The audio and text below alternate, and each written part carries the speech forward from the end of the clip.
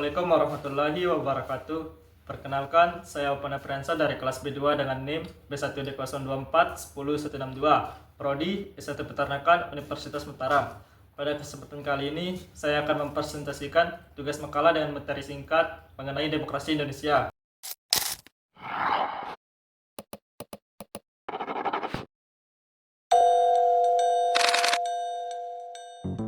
Apa itu demokrasi?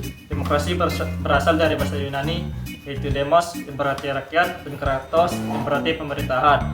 Jadi secara sederhana demokrasi berarti pemerintahan dari rakyat, oleh rakyat, dan untuk rakyat.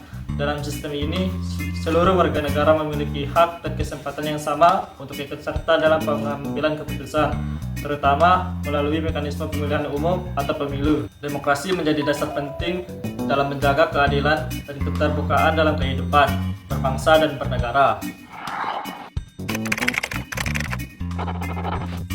Manfaat demokrasi.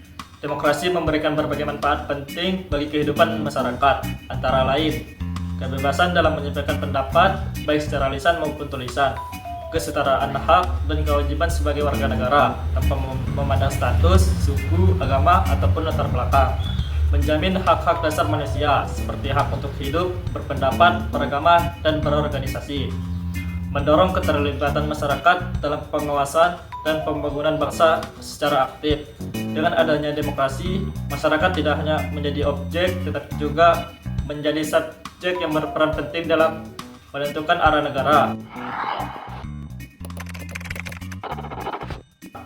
Ciri-ciri demokrasi. Beberapa ciri utama dari demokrasi antara lain adanya pergantian pemerintah secara berkala, biasanya melalui pemilu terjadwal, pemilu yang jujur dan adil, di mana semua suara dihitung dan dihargai, kebebasan berserikat dan berpendapat, yang membuat masyarakat bisa membentuk organisasi atau menyampaikan pandangan, pengakuan terhadap hak minoritas, sehingga suara kelompok kecil tetap dihargai dan dilindungi. Semua ciri ini membantu menjaga keseimbangan kekuasaan dan mencegah penyalahgunaan wewenang.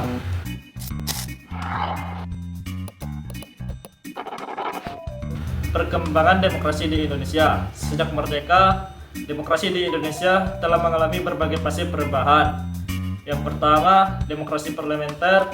Yang kedua, demokrasi terpimpin. Yang ketiga, demokrasi Pancasila. Dan demokrasi reformasi. Perkembangan ini menunjukkan bahwa demokrasi di Indonesia terus berproses menuju arah yang lebih baik, meskipun masih ada tantangan seperti korupsi, politik uang, dan kurangnya partisipasi masyarakat.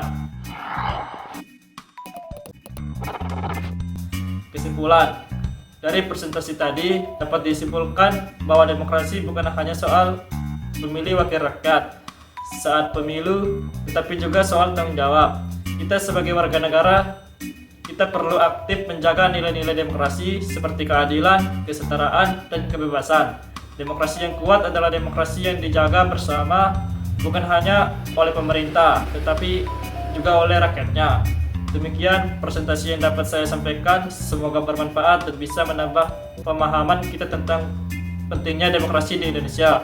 Terima kasih atas perhatiannya. Assalamualaikum warahmatullahi wabarakatuh.